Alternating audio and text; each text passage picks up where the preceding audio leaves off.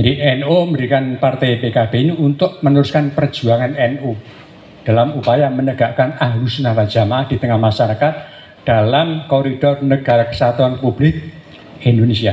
Jadi menegakkan ajaran Islam dalam koridor negara kesatuan Republik Indonesia. Jadi tetap ditegakkan adalah Islam, ajaran Islam, bukan yang lain. Makanya sampai kapanpun ini harus diperjuangkan, tetapi dengan syarat tidak mengubah bentuk dan dasar negara, yaitu Pancasila dan NKRI.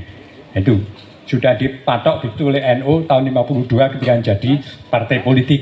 Begitu juga sekarang begitu NU menyerahkan mandat politiknya ke partai yang dibentuk oleh Gus Dur dan kiai yang lain resmi pimpinan itu, tugasnya adalah itu, yaitu menerapkan ajaran Ahlus Sunnah wal Jamaah sesuai dengan mandat 4 di dalam negara Republik Indonesia berdasarkan Pancasila dan NKRI. Sudah jelas. Jadi walaupun kita menegakkan ajaran Islam tapi tidak akan mengubah ideologi negara Pancasila dan bentuk negara NKRI. Itu kesepakatannya begitu tahun 52 dan ditetapkan kembali tahun 84 itu. Nah disitulah PKB itu betul-betul partai yang mendapat amanah untuk memperjuangkan aspirasi warga NU dan perjuangan NU. Makanya cinta nanti yang kita harapkan akan bisa menghadapi persoalan besar yang dihadapi oleh bangsa ini. Karena ini tidak hanya menyangkut keselamatan negara, ini juga menyangkut keselamatan agama. Lanjut. Ya ini. Jadi tugas besar NU sebagai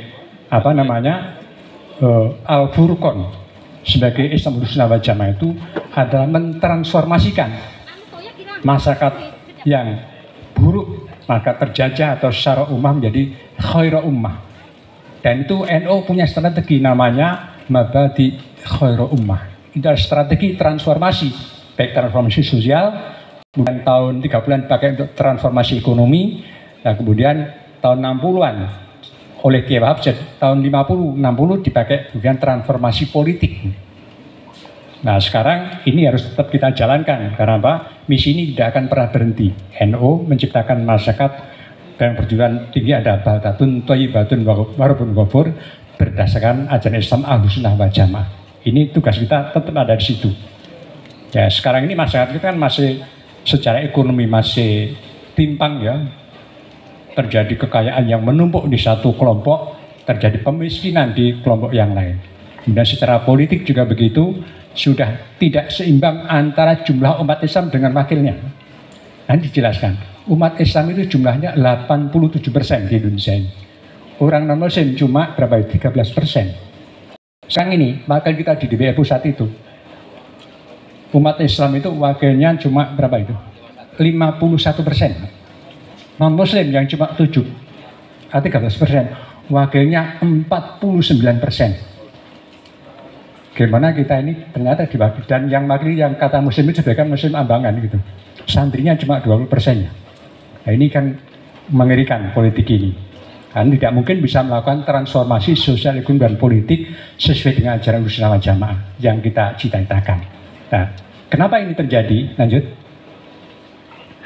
Karena kita terputus, Pak, politik. Jadi sanad politik orang NU terputus. Sehingga kita tidak tahu mana jalur politik. Kalau urut orang Jawa itu namanya apa? Orang nyambung oyote. Jadi kita berpolitik tanpa oyot, tanpa akar. Karena apa? Zaman Orde Baru akar diputus. Jadi Orde Baru dulu punya program namanya ulama tidak boleh berpolitik. Yang politik hanya partai aja, itu pun hanya di tingkat kabupaten, Bapak udah nggak boleh. Itu pun dibatasi, itu namanya depolitisasi. Kemudian apa? Ada programnya dealiranisasi. Kalau dulu alirannya jelas. Kalau orang Masumi alirannya ke Ikhwan Muslimin. Kalau PNI ya nasionalis, kalau PKI ya ke Marxisme. Nah kalau NU ya Ahlus Sunnah wal Jamaah kan begitu. Begitu diberjebret tidak boleh ada aliran. Nah sudah nggak ada aliran, kemudian semua politik disatukan menjadi 3 partai dia, P3, PDI dan Golkar. Tapi begitu kita reformasi tumbuh banyak partai. Karena sudah terlanjur terputus sanad politik kita, jalur politik, mandat politik sudah terputus. Begitu ada reformasi jebret, kita udah tahu mana yang harus kita pilih. Di depan mata kita ada nama Golkar, ada PDI, ada Gerindra, ada Nasdem, ada PAN. Orang itu tidak terpilih. Dia milih apa saja yang ada di depannya. Jadi yang terputus politiknya. Nah, sementara Kiai Hasyim mengatakan dalam muktamar setelah Indonesia merdeka tahun 46, muktamarnya di Banyumas lagi. Ini, Mbak Irma, di Banyumas dia mengatakan, setelah kita merdeka, maka kewajiban kita adalah berpedoman pada perjalanan Nabi dan para sahabatnya. Jelas, kita berpedoman pada Quran. Kemudian berpikir soal-soal umat yang besar-besar. Jangan hanya mikir musolanya, hanya ini pondoknya saja. Tapi yang besar-besar, baik soal politik, sipil, militer, dan sebagainya. Kalau kita tidak demikian, tidak memikirkan yang besar-besar, kata Hasyim, maka umat akan tunduk kepada orang lain memikirkan hal itu. Akibatnya amat Allah yang terletak pada bahu kita jadi hilang, musnah, kata beliau. Tahun 46 kita bisa merdeka, sudah mengatakan kita harus mendidik anak muda kita dalam bidang. Nah ini secara umum gini, yang saya sebut arus sanat atau oyot akar politik seperti itu. Jadi jelas rujukan politiknya Ahlussunnah Jamaah begini. Dan tadi itu kita belajar pada politiknya Nabi, para sahabat, tabiin dan sebagainya. Nah, kebetulan di kita Ahlussunnah Jamaah itu punya tokoh besar namanya Abu Hasan Al-Asy'ari. Itu punya buyut namanya Abu Musa Al-Asy'ari, seorang sahabat yang sangat alim, sangat bijaksana, kemudian juga sangat sopan santun. Nah, itu nanti jadi bekal embrionya Ahlussunnah wal Jamaah itu dari sahabat namanya Abu Musa Al-Asy'ari yang terkenal itu. Dari beliau punya cicit namanya Abu Musa Al-Asy'ari. Beliau ini kemudian yang memodifikasi, mengkodifikasi seluruh ajaran Ahlussunnah Jamaah dirumuskan sehingga ada Asmaul Husna, ada sifat 20, sifat 50 dan sebagainya. Runtut itu karya Abu Musa Al-Asy'ari. Kemudian ada imamnya Manggoza Al-Juwaini, Al-Baqilani, Sahrusan dan sebagainya. Di bawahnya muncul namanya Muhammad Hasyim Asy'ari. Nah, bedanya Abu Musa Al-Asy'ari, Hasan Asy'ari, Abu Hasan Asy'ari dan Hasyim Asy'ari apa? Kalau zaman Abu Hasan Asy'ari itu sifatnya masih konseptual. Agama itu, aswaja itu. Tetapi di tangan Hasyim Asy'ari itu luar biasa. Aswaja yang dulunya abstrak, masih ijmal, itu ditafsir menjadi sebuah perilaku, baik politik, agama, politik, pengetahuan, ekonomi, sampai ke kebudayaan dan sampai ke teknologi. Itu dirinci sampai sebegitu. Nah, disitulah sebenarnya kita berpolitik jelas sanatnya. Dari Mbah Hasyim turut-turut ke gurunya para wali, para imam-imam Asy'ariyah sampai ke Abu Musa Al-Asy'ari, Nabi Muhammad SAW, Malaikat Jibril dan Allah SWT. Nah itu, dan itu setelah Orde Baru diputus, Mas. Jika kita kehilangan sanat, kita mengalami disorientasi. Setelah dibuka keran politik dan bebas, kita tolak-tolak itu, mana yang kita pilih. Akhirnya dia ketemu PKB, pilih PKB, ketemu Golkar, PDI. Padahal harusnya urut Ahlussunnah Jamaah itu. Sesuai dengan kata Imam Mawardi, siyasatul ummah mabniyatun ala aqidatiyah. Jadi politik seorang itu harus ditentukan oleh akidahnya. Kalau kita khawarij, politiknya harus khawarij. Kalau kita Syiah, politiknya pasti Syiah. Kalau aswaja harus aswaja. Lah kita ini enggak ini. Kita ini Ahlussunnah Jamaah tapi politiknya khawarij. Yang ke PKS atau ke PBB macam-macam gitu. Nah, kita ini Islam aswaja tapi politiknya jadi Mu'tazilah. Mungkin partai itu yang liberal-liberal itu. Lah, itu yang terjadi seperti itu. Lah, makanya kita harus sambungkan kembali kalau PKB ini mau besar, karena yang urut ya dari para dari Nabi, sahabat, tabiin, para aulia, ulama kemudian ya PKB ini yang urutnya. Nah, sehingga nanti kita bisa besar, sehingga suara itu bisa kita satukan lagi, jadi punya kekuatan. Terus, jadi, nah kita ini tiap hari sudah berjanji pada Allah, Inna sholati wa nusuki wa mahyaya wa mamati rabbil alamin. Jadi semua yang kita lakukan itu adalah untuk Allah, ibadah pada Allah. Termasuk kita dalam berhubungan sosial, ekonomi, termasuk di politik. Makanya disitulah Imam Al-Mawardi membuat diktum, yaitu syiatul ummah mabniyatun ala aqidatiyah. Jadi politik suatu kelompok itu ditentukan oleh akidahnya. Kemudian Imam Ghazali menambahkan bahwa la yutimuddin illa bidaulah. Jadi agama tidak sempurna kalau tidak ditopang oleh namanya negara, kekuasaan dunia. Kata beliau, al-mulku wa dinu ta'aman. Jadi kekuasaan dan agama itu saudara kembar. Wadinu aslun, jadi agama itu pokoknya, wal mulku harisun. Jadi negara, kekuasaan sebagai penjaganya. Makanya kenapa Mbah Hasyim itu wajib hukumnya fardu ain waktu beliau di Purwokerto ini untuk jihad fisabilillah membela negara. Fardu ain nggak main-main. Karena apa? Membuat haris ini, membuat pelindungnya agama, namanya negara itu.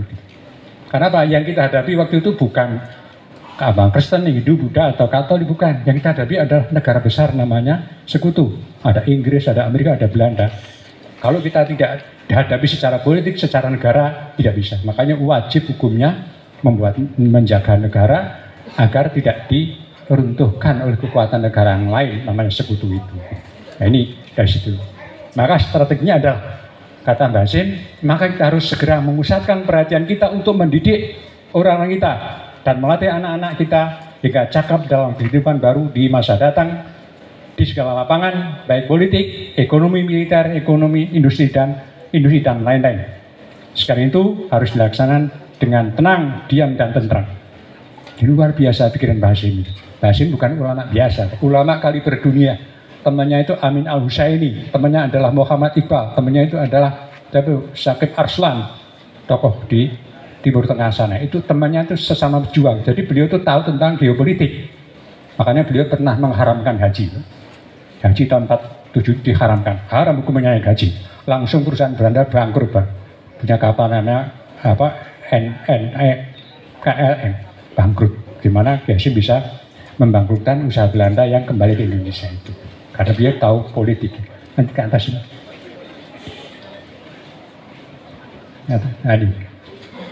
Semua kelompok ini tahu. Gimana Mbah Hasyim mendidik militer? Nggak main-main. Mbah Hasyim kan bikin namanya pasukan Hizbullah dan Sabilillah. Makanya ketika Indonesia merdeka, Indonesia belum punya TNI, sudah diserbu oleh sekutu, Bung Karno angkat tangan menghadapi sekutu, Mbah Hasyim justru maju ke depan. Jangan khawatir Bung Karno. Penjajah harus dilawan. Sekutu harus dihadapi. Kita masih punya cadangan pasukannya itu Hizbullah dan Sabilillah. Itu yang digerakkan dalam 10 November itu. Dan Mbah Hasyim maju ke perang sendiri. Dengan Kiai Wahab, Kiai Bisri, dan Kiai yang lain ikut perang itu. Nah, Bung Karno kan di Jakarta sana, Mbah Hasyim ikut perang di medan perang, Pak. Nggak hanya duduk-duduk di pesantren. Karena beliau ingin meninggal seperti Sayyidina Ali atau Sayyidina Hamzah. Beliau tidak ingin meninggal di atas pembaringan itu. Aib buat Mbah Hasyim. Beliau maju perang. Sayangnya beliau nggak terdas di bom aja gitu. Sayangnya beliau terdas di mempan di peluru kendali, ya, meninggal di situ. Akhirnya beliau, tapi insya Allah beliau mati syahid juga. Karena beliau meninggal tahun 47 saat terjadi agresi pertama Belanda. Karena beliau kaget, shock, beliau meninggal. Insya Allah syahid sebagai Imam Mujahidin. Nah, militer dibangun oleh beliau. Ekonomi apalagi, makanya ada Nahdlatul Tujar. Nah, kemudian industri dibangun, Mbah Hasyim. Dulu itu membuat industri pengolahan baja. Di mana? Itu di Sidoarjo, di Tulungagung, termasuk di Klaten itu Ceper itu. Dan di Kendal. Bukan Kendal, Tegal. Itu dulu merancang Mbah Hasyim. Industri kain dirancang, ada di Ponorogo termasuk Pekalongan. Yang di Pekalongan, makanya dari batik itu. Dulu Mbah Hasyim juga ikut merancang itu. Karena basisnya sudah bagus. Apa aja dirancang gitu. Nah itu sebagaimana Mbah Hasyim merancang sebuah kekuatan besar, sebuah negara besar. Itu sudah direncanakan oleh beliau. Tapi tidak boleh rame-rame, semuanya silakan dengan tenang, diam, dan tentram. Itu strateginya. Nah kalau orang kita kan sukanya pesta pora, bukannya launching gitu, apa-apa di launching gitu. Makanya saya kaget juga acara ini ada undangan lewat WA. Sebenarnya nggak boleh, pokoknya undangan ya harus japri, kontak-kontak pribadi. Nah itu baru strategi perjuangan yang sesuai dengan Mbah Hasyim. Lanjut. Nah ini, tadi itu bahwa kita ini punya tujuan yang sangat mulia, yaitu izul Islam wal muslimin. Itu tidak lepas dari kita. Cuma bagaimana caranya? Itu bedanya kita dengan DITI. Ujungnya sama, kita memperjuangkan pelaksanaan syariat Islam. Kalau DITI kan syariat Islam, tapi negara berubah. Dasarnya syariat Islam. Dihilangkanlah pantas-pantas. Kalau Mbah Hasyim enggak. Jadi kita tetap berjalannya syariat Islam. Tapi di dalam koridor negara ideologi Pancasila dan negara kesatuan Republik Indonesia. Nah, makanya ini sudah kenapa negara ini diakui? Karena apa? Seluruh postur negara ini sudah sesuai dengan maqasid syar'i. Tujuan syariat itu apa sih? Yaitu ada 5 kuliatul khamis itu. Apa itu? Khifduddin, khifdul mal, khifdul nafas, khifdul akal, dan khifdul nasab. Itulah tujuan apa? Syariat. Dan itu lanjut. Ternyata oleh para ulama sudah dimasukkan dalam mukadimah Undang-Undang Dasar. Luar biasa para ulama itu bagaimana maqasid syar'i masuk dalam konstitusi. Nah, itulah hebatnya Mbak Hasim, karena begitu Indonesia mau merdeka, anak-anak muda sudah disuruh belajar politik. Belajarnya kemana? Ke Jepang, Mbak. Jadi Mbak Hasim kenapa aliansi dengan Jepang, Mbak? Mbak Hasim itu nolak no dengan Belanda, tapi dengan Jepang mau. Belajar Mbak Hasim itu. Anak muda diajar. Kiai Wahid suruh jadi apa itu? Wakil Menteri Agama, mempelajari birokrasi. Kiai siapa itu? Kiai Maskur juga begitu. Makanya begitu Indonesia merdeka, orang-orang yang dilatih sudah bisa membuat dasar negara. Membuat mukadimah Undang-Undang Dasar. Yang bikin para kiai, namanya Kiai siapa kan? Dari Tulungagung, dari Magetan. Namanya Kiai Imam Mursyid. Kemudian ada Kiai Dimyati. Apa itu? Termas. Dan ada lagi Kiai Muhammad Asyik Mukri dari Bawean. Nah, saya belum menemukan datanya. Jadi kenapa? Pembukaan Undang-Undang Dasar sangat Islami. Makanya disebutkan dengan berkat rahmat Allah yang Maha Kuasa dan dengan didorongkan oleh keinginan luhur bangsa Indonesia dan seterusnya.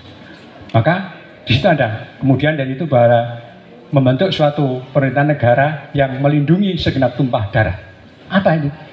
Melindungi segenap tumpah darah adalah khifdun nafas, menjaga jiwa warga Indonesia. Kemudian melindungi segenap tumpah dan memajukan kesejahteraan umum. Apa itu hanya? Itu khifdul mal, kesejahteraan umum. Kemudian di situ ada kalimat mencerdaskan semua bangsa. Itu nama khifdul akal gitu. Terus di bawah menciptakan perdamaian dunia. Itu namanya khifdul nasl. Kalau perang kan genosida itu, pembasmian. Nah, kita perdamaian, itu namanya khifdul nasl. Nah, kemudian juga semuanya didasarkan pada ketuhanan yang Maha Esa. Itu namanya khifduddin. Jadi gitu. Jadi maqasid syar'i itu sudah tercantum dalam Mukadimah Undang-Undang Dasar 45. Jadi nggak main-main, bagaimana halusnya para kiai kita memasukkan maqasid syar'i ke dalam UUD 45. Belum lagi dalam Pancasila ya, sila pertama, kedua, ketiga, 4 sampai 5. Itu saya belum plek itu ajaran usaha jamaah. Kemudian ditambah lagi dirinci dalam pembukaan Undang-Undang Dasar 45. Itu plek maqasid syar'i di situ. Nah, makanya Indonesia itu nanti dirinci dalam mukadimah batang tubuh UUD 45. Itu plek itu syariat semua tuh. Saya pernah di PBNU tahun 2012 itu mengkaji asbabul wurud dari keseluruhan UUD 45 itu. Ternyata isinya itu Quran hadis, qaul sahabi dan ijma para ulama itu. Pancasila itu. Makanya tidak bisa dibohongi. Kesyariatan Pancasila dan UUD 45 Pak. Indonesia sekarang ini bukan negara Pancasila, bukan negara Islam, negara Pancasila. Tapi apa? Indonesia itu negara paling banyak punya undang-undang syariat. Malaysia kan negara Islam itu. Gak ada undang-undang syariat, gak banyak. Apa itu? Pakistan, negaranya Islam. Saudi juga Islam, tapi tidak banyak punya undang-undang syariat. Tapi coba Indonesia, itu puluhan. Ada undang-undang haji, undang-undang waris, undang-undang wakaf, undang-undang pendidikan, sampai undang-undang pesantren, jumlahnya puluhan. Kenapa? Dan memang sumbernya syariat, tidak bisa diingkari, melahirkan syariat-syariat baru di tengah bawah. Itu strategi orang NU seperti itu. Ketika sanatnya masih sambung. Jadi aswajab betul-betul dituangkan di dalam negara. Dan itu dijaga betul. Makanya ketika Pancasila diganggu tahun 80-an, 70-an, NU bangkit ke depan. Pancasila ada merupakan tauhid. Kemudian Pancasila sama dengan syariat Islam. Kami itu wajib bela Pancasila, wajib bela NKRI. Karena di sini ini. Nah ini memang jarang orang yang mengungkapkan bagaimana inti dari Qanun Asasi Republik Indonesia ini. Lanjut. Ini karena itu kata Ki Wahab, dalam menghadapi politik nasional kita tidak boleh hanya menuntut dan berkembang dagu, tapi harus menjadi underholder dalam segala macam perjuangan nasional. Kata Ki Wahab, kita selalu siap sedia menjadi relawan, berjuang di garis depan dalam pertempuran karena kita memiliki kemampuan besar. Jadi NU sudah terkonsolidasi, sanatnya sambung, kemudian bisa dilakukan. Makanya begitu NU pemilu tahun 55, NU itu konsolidasi hanya 1,5 tahun, tapi bisa menjadi pemenang ketiga. Masyumi, PNI, Masyumi baru NU. Karena apa? Ditopang oleh kiai besar yang sanatnya masih sambung. Tahun 71 juga begitu. Tahun 71 itu pemilu yang paling mungkin yang sekolah masih ngalami. Itu pemilu paling ganas. Banyak orang NU dibantai, terutama di daerah Jawa Barat ini ya. NU pemilu, ikut pemilu. Tahun 55 itu NU masih